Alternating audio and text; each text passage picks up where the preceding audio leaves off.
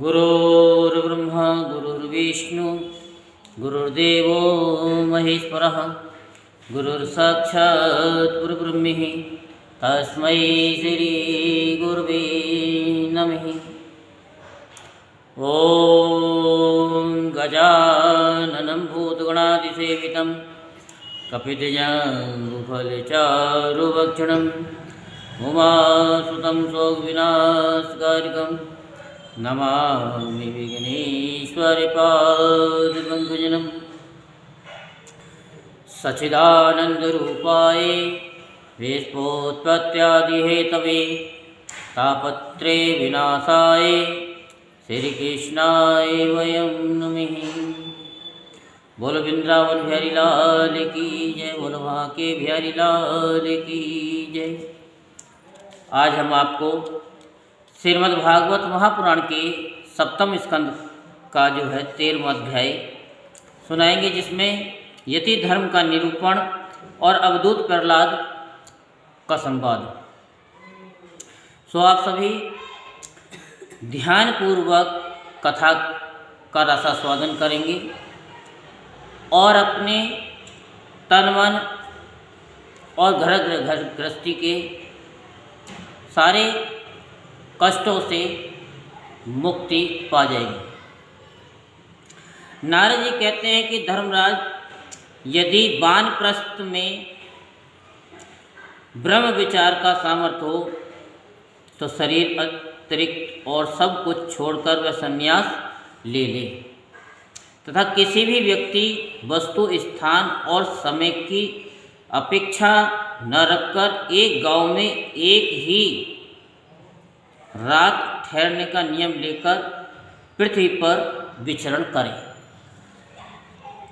यदि वह वस्त्र पहने तो केवल कौपीन, जिससे उसके गुप्त अंग ढक जाए, और जब तक कोई आपत्ति न आवे तब तक दंड तथा अपने आश्रम के चिन्हों के सिवा अपनी त्यागी हुई किसी भी वस्तु को ग्रहण न करे। सन्यासी को चाहिए कि वे समस्त प्राणियों का हितैषी हो, शांत रहे, भगवत पारायण रहे और किसी का आश्रय न लेकर अपने आप में ही रमे हुए या रमे एवं अकेला ही विचरे। इस संपूर्ण विश्व को कार्य और कारण से अतीत परमात्मा में अध्यस्त जाने और कार्य कारण स्वरूप इस जगत में ब्रह्म स्वरूप अपने आत्मा को परिपूर्ण देखे।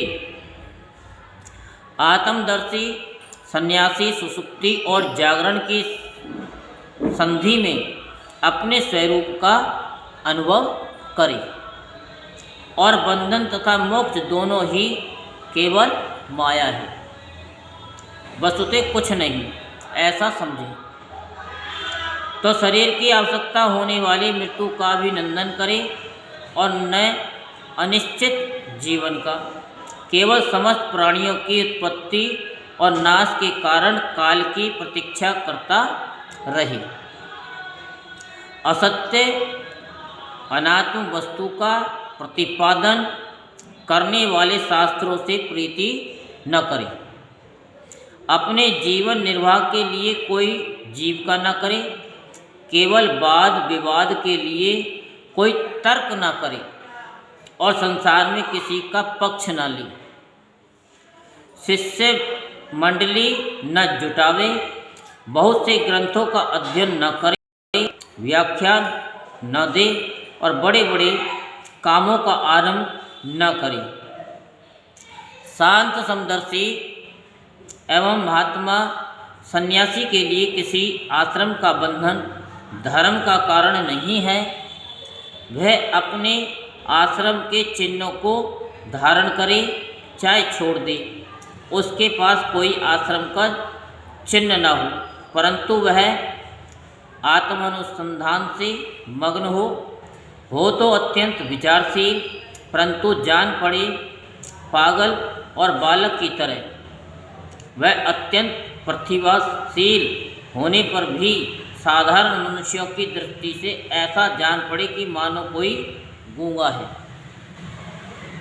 युधिष्ठिर इस विषय में महात्मा लोग एक प्राचीन इतिहास का वर्णन करते हैं। वह दत्तात्रेय मुनि और भक्त प्रहलाद का संवाद। एक बार भगवान के परम प्रेमी प्रहलाद की कुछ मंत्रियों के साथ लोगों के हृदय की बात जानने की इच्छा से लोकों में विचरण कर रहे थे। उन्होंने देखा कि सहाय पर्वत की तलहटी में कावेरी नदी के तट पर पृथ्वी पर एक मुनि पड़े हुए हैं। उनके शरीर की निर्मल ज्योति अंगों के धूसरित होने के कारण ढकी हुई थी। उनके कर्म, आकार, वाणी और वर्ण आश्रम आदि के चिन्हों से लोग ये नहीं समझ सकते थे कि वे कोई सिद्ध पुरुष है या नहीं। भगवान के परम प्रेमी भक्त प्रहलाद जी ने अपने सिर से उनके चरणों का स्पर्श करके प्रणाम किया और विधि पूर्वक उनकी पूजा करके जानने की इच्छा से ये प्रसन्न किया, भगवान आपका शरीर उद्योगी और भोगी पुरुषों के समान हृष्ट पुष्ट है। संसार का ये नियम है कि उद्योग करने वाले को धन मिलता है और धन वालों को ही भोग प्राप्त होता है और भोगियों का ही शरीर हृष्ट पुष्ट होता है और कोई दूसरा कारण तो हो नहीं सकता। भगवान आप कोई उद्योग तो करते नहीं, यूँ ही पड़े रहते हैं, इसलिए आपके पास धन है ही नहीं। फिर आपको भोग कहाँ से प्राप्त होंगे? ब्राह्मण देवता बिना भोग के ही आपका ये शरीर इतना हृष्ट पुष्ट कैसे है? यदि हमारे सुनने योग्य हो तो अवश्य बतलाइए। आप विद्वान, समर्थ और चतुर हैं। आपकी बातें बड़ी अद्भुत और प्रिय होती हैं। ऐसी अवस्था में आप सारे संसार को कर्म करते हुए देखकर भी समभाव से पड़े हुए हैं। इसका क्या कारण है? नारद जी कहते हैं कि धर्मराज जब प्रहलाद जी ने महामुनि दत्तात्रेय जी से इस प्रकार प्रश्न किया, तब वे उनकी अमृतमयी वाणी के वशीभूत हो मुस्कुराते हुए बोली। दत्तात्रेय जी ने कहा, दैत्यराज, सभी श्रेष्ठ पुरुष तुम्हारा सम्मान करते हैं। मनुष्यों को कर्मों की प्रवृत्ति और उनकी निवृत्ति का क्या फल मिलता है, ये बात तुम अपनी ज्ञान दृष्टि से जानते ही हो। तुम्हारी अनन्य भक्ति के कारण देवादिदेव भगवान नारायण सदा तुम्हारे हृदय में विराजमान रहते हैं और जैसे सूर्य अंधकार को नष्ट कर देते हैं, वैसे ही तुम्हारे अज्ञान को नष्ट करते रहते हैं। तो प्रहलाद जी, मैंने जैसा कुछ जाना है उसके अनुसार मैं तुम्हारे प्रश्नों का उत्तर देता हूँ, क्योंकि आत्म शुद्धि के अभिलाषिकों को तुम्हारा सम्मान अवश्य करना चाहिए। प्रहलाद जी, तृष्णा एक ऐसी वस्तु है जो इच्छानुसार भोगों के प्राप्त होने पर भी पूरी नहीं होती। उसी के कारण जन्म मृत्यु के चक्कर में भटकना पड़ता है। तृष्णा ने मुझसे न जाने कितने कर्म करवाए और उनके कारण न जाने कितनी योनियों में मुझे डाला। कर्मों के कारण अनेकों योनियों में भटकते भटकते देववश मुझे ये मनुष्य योनि मिली है, जो स्वर्ग, मोक्ष, त्रियक योनि तथा इस मानव देह की भी प्राप्ति का द्वार है। इसमें पुण्य करे तो स्वर्ग, पाप करे तो पशु पक्षी आदि की योनि और निवृत्त हो जाए तो मोक्ष, और दोनों प्रकार के कर्म किए जाए तो फिर मनुष्य योनि की प्राप्ति हो सकती है। परंतु मैं देखता हूँ कि संसार के स्त्री पुरुष कर्म तो करते हैं सुख की प्राप्ति और दुख की निवृत्ति के लिए, किंतु उसका फल उल्टा होता है, उसका फल उल्टा ही होता है। वे और भी दुख में पड़ जाते हैं। इसलिए मैं कर्मों से उपरत हो गया हूँ, कर्मों से उपरत हो गया। सुख ही आत्मा का स्वरूप है, समस्त चेष्टाओं की निवृत्ति ही उसका शरीर है, उसके प्रकाशित होने का स्थान है। इसलिए समस्त भोगों को मनो राज्य मात्र समझकर मैं अपने प्रारब्ध को भोगता हुआ पड़ा रहता हूँ। मनुष्य अपने सच्चे स्वार्थ अर्थात वास्तविक सुख को, जो अपना स्वरूप ही है, भूलकर इस मिथ्या द्वैत को सत्य मानता हुआ अत्यंत भयंकर और विचित्र जन्मों और मृत्यु में भटकता रहता है। जैसे अज्ञानी मनुष्य जल में उत्पन्न तिनके और सेवा रसे ढके हुए जल को जल न समझकर जल के लिए मृग तृष्णा की ओर दौड़ता है, वैसे ही अपनी आत्मा से भिन्न वस्तु में सुख समझने वाला पुरुष आत्मा को छोड़कर विषयों की ओर दौड़ता है। प्रहलाद जी, शरीर तो प्रारब्ध के अधीन है, उनके द्वारा जो अपने लिए सुख पाना और दुख मिटाना चाहता है वह कभी अपने कार्य में सफल नहीं हो सकता। उसके बार बार किए हुए सारे कर्म व्यर्थ हो जाते हैं। मनुष्य सर्वदा शारीरिक मानसिक आदि दुखों से आक्रांत ही रहता है, मरणशील तो है ही। यदि उसने बड़े श्रम और कष्ट से कुछ धन और भोग प्राप्त कर भी लिया तो क्या लाभ है। लोभी और इंद्रियों के बस में रहने वाले धनियों का दुख तो मैं देखता ही रहता हूँ। भय के मारे उन्हें नींद नहीं आती, सब पर उनका संदेह बना रहता है। जो जीवन और धन के लोभी हैं वे राजा, चोर, शत्रु, स्वजन, पशु पक्षी, याचक और काल से यहाँ तक कि कहीं मैं भूल न कर बैठूं, अधिक न खर्च कर दूं, इस आशंका से अपने आप भी सदा डरते रहते हैं। इसीलिए बुद्धिमान पुरुष को चाहिए कि जिसके कारण शोक, मोह, भय, क्रोध, राग, कायरता और श्रम आदि का शिकार होना पड़ता है, उस धन और जीवन की इस प्रहा का त्याग कर दे। इस लोक में मेरे सबसे बड़े गुरु हैं अजगर और मधुमक्खी। उनकी शिक्षा से हमें वैराग्य और संतोष की प्राप्ति हुई है। मधुमक्खी जैसे मधु इकट्ठा करती है, वैसे ही लोग बड़े कष्ट से धन संचय करते हैं, परंतु दूसरा ही कोई उस धन राशि के स्वामी को मारकर उसे छीन लेता है। इससे मैंने ये शिक्षा ग्रहण की कि विषय भोगों से विरक्त ही रहना चाहिए।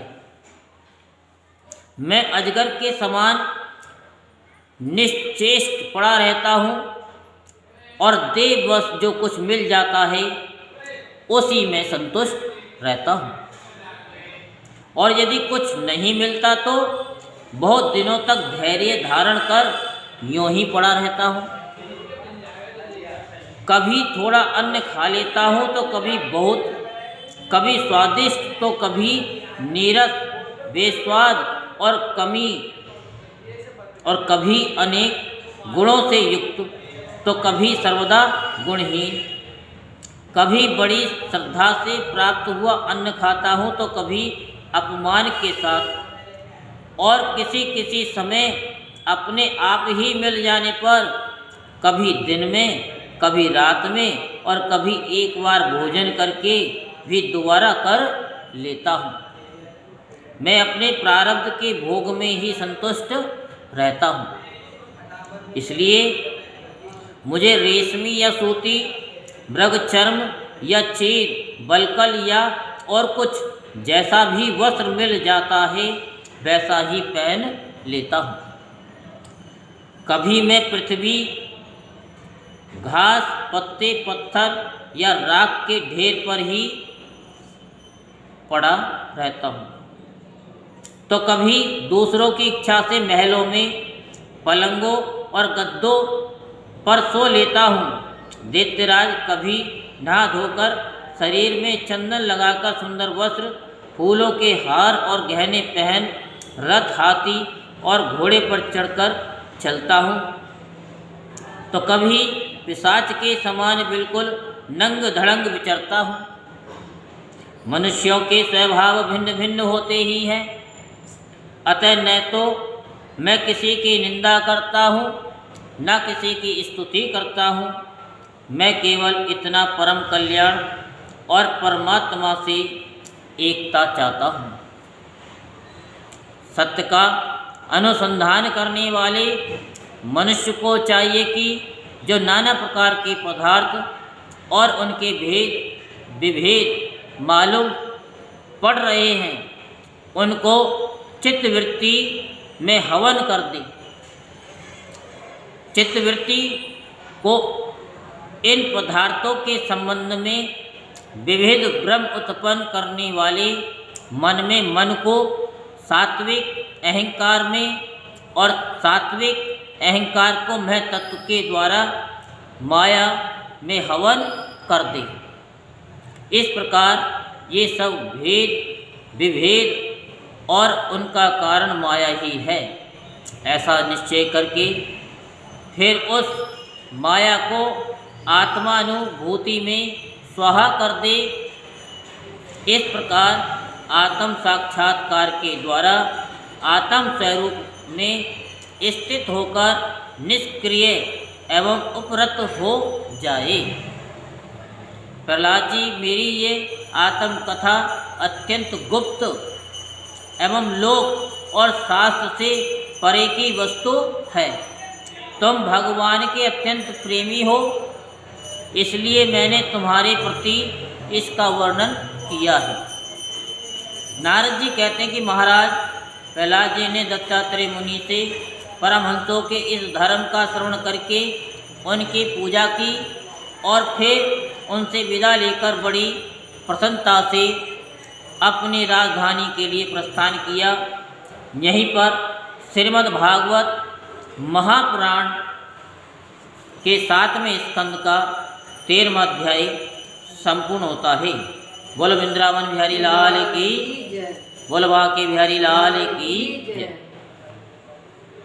ऐसी चर्चा ना होती है। मैं आई थी 2 बजे तक चली कल कभी तेरी चौखट ना छोड़ेंगे हम, कभी तेरी चौखट ना छोड़ेंगे हम, कभी तेरी चौखट ना छोड़ेंगे हम। चले लाख दुख की आंधी या गम, चले लाख दुख की आंधी या गम, कभी तेरी चौखट ना छोड़ेंगे हम। ओ कान्हा, कभी तेरी चौखट ना, सदा तेरे दर पे आते रहेंगे, सदा तेरे दर पे आते रहेंगे। तेरे नाम राधे गाते रहेंगे, तेरा नाम राधे गाते रहेंगे। लाख चाहे कोई, लाख चाहे कोई हम पे सितम, कभी तेरी चौखट ना छोड़ेंगे हम कान्हा, कभी तेरी चौखट ना छोड़ेंगे हम। तमन्ना यही है दरस तेरा पाले, तमन्ना यही है दरस तेरा पाले, ये मानव जन्म को सफल हम बना ले, ये मानव जन्म को सफल हम बना ले। मिले ना मिले फिर ये, मिले ना मिले फिर ये मानव जन्म, कभी तेरी चौखट ना छोड़ेंगे हम कान्हा, कभी तेरी चौखट ना छोड़ेंगे हम कान्हा, कभी तेरी चौखट ना छोड़ेंगे हम। मैं सेवा में तेरी करो खुद को अर्पण, मैं सेवा में तेरी करो खुद को अर्पण, मैं नाम तेरा गाऊं जब तक है जीवन, मैं तेरा नाम गाऊं जब तक है जीवन, फिर निकल जाए चाहे चरणों में दम, फिर निकल जाए चाहे चरणों में दम, कभी तेरी चौखट ना छोड़ेंगे हम राधे, कभी तेरी चौखट ना छोड़ेंगे हम, कभी तेरी चौखट ना छोड़ेंगे हम। चले लाख दुख की आंधी या गम, चले लाख दुख की आंधी या गम, कभी तेरी चौखट ना छोड़ेंगे हम कान्हा, कभी तेरी चौखट ना छोड़ेंगे हम। बोल वृंदावन बिहारी लाल की जय, बोल बाकी बिहारी लाल की जय।